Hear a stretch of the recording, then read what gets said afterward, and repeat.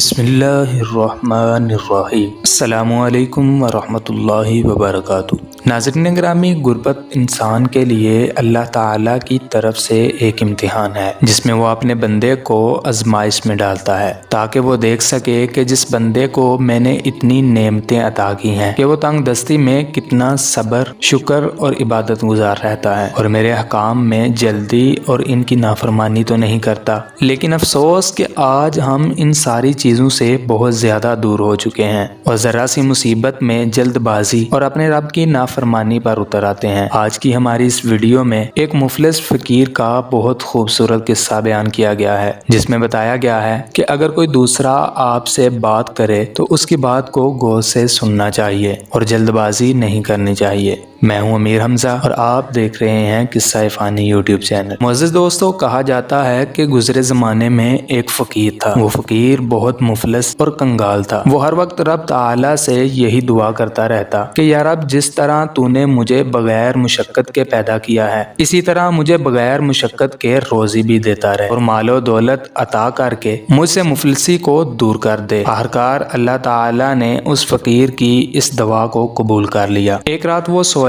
تو اسے خواب آیا کہ تو فلاں فلاں ردی کی دکان پر جا، وہاں پر تجھے بوسیدہ اور پرانے کاغذوں میں سے ایک کاغذ ملے گا۔ اس کاغذ کو لے کر تو تنہائی میں چلے جانا اور وہاں جا کر اس کو اکیلے میں پڑھنا۔ صبح جب اس کی آنکھ کھلی تو وہ فوراً اس ردی والے کی دکان پر چلا گیا اور اس کاغذ کو ڈھونڈنا شروع کر دیا۔ آخرکار اس کو وہ تحریر شدہ کاغذ مل گیا جو اس کو خواب میں نظر آیا تھا۔ وہ تحریر شدہ کاغذ دیکھ کر بہت خوش ہو گیا۔ اس نے وہ کاغذ دکاندار سے لیا اور تنہائی میں جا کر اس کو پڑھنے لگا۔ جب اس نے تحریر پڑھی تو اس میں لکھا ہوا تھا کہ شہر کے پار ایک مزار ہے اور اس مزار کے پاس بہت زیادہ خزانہ دفن ہے۔ تم کو کرنا یہ ہے کہ مزار کی طرف اپنی پشت کر لینی ہے اور اپنا منہ قبلہ کی طرف کر کے تیر کو کمان میں رکھ دینا ہے۔ پھر جہاں پر وہ تیر گرا تو سمجھ جانا کہ خزانہ وہیں پر دفن ہے۔ یہ پڑھتے ہی فقیر نے جلد بازی میں تیر کمان لیا اور شہر کے پار اس مزار کے پاس چلا گیا۔ جب وہاں پہنچا تو فقیر نے اپنے تیر کمان سے اپنے جوہر دکھانا شروع کر دیے۔ وہ جہاں تیر پھینکتا وہاں سے بیلچے اور پھاوڑے سے زمین کو کھودنا شروع کر دیتا۔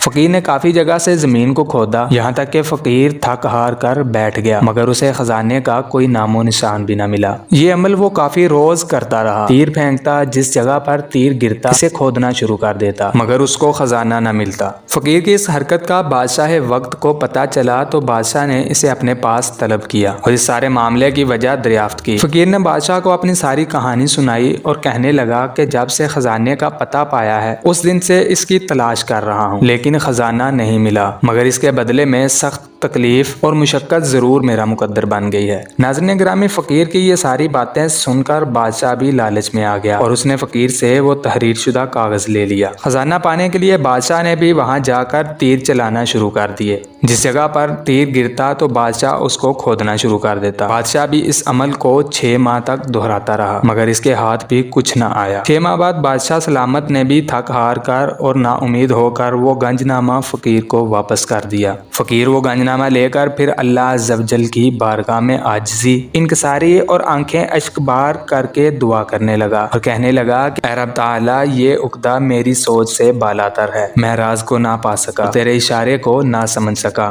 اب تو خود ہی اپنی مہربانی سے اسے حل کر دے اور مجھے اس خزانے تک پہنچا دے۔ معزز دوستو، جس وقت وہ عاجز ہو کر بارگاہ الہی میں سچے دل سے گر پڑا تو غیب سے آواز آئی کہ اے بندے، تو نے میرے حکم کو نہ غور سے پڑھا ہے اور نہ ہی دیکھا ہے، بس تو اپنے خزانے کے پیچھے ہی بھاگتا رہا۔ میں نے تو تجھے تیر کو کمان میں رکھنے کا کہا تھا، نہ کہ تجھے تیر چلانے اور اپنے کمالات دکھانے کا کہا۔ خزانہ تو تیرے پاس تھا لیکن تو تیر چلا کر اسے دور کرتا رہا۔ امید کرتا ہوں کہ آپ کو ہماری آج کی یہ ویڈیو اچھی لگی ہوگی۔ اگر آپ کو ہماری یہ ویڈیو اچھی لگی ہے تو ہماری ویڈیو کو لائک کریں، اپنے دوستوں کے ساتھ شیئر کریں اور ہمارے چینل کو بھی سبسکرائب کریں۔ ملتے ہیں اپنی اگلی نئی دلچسپ ویڈیو کے ساتھ، تب تک کے لیے اپنے دوست کو اجازت دیجیے گا۔ اللہ حافظ۔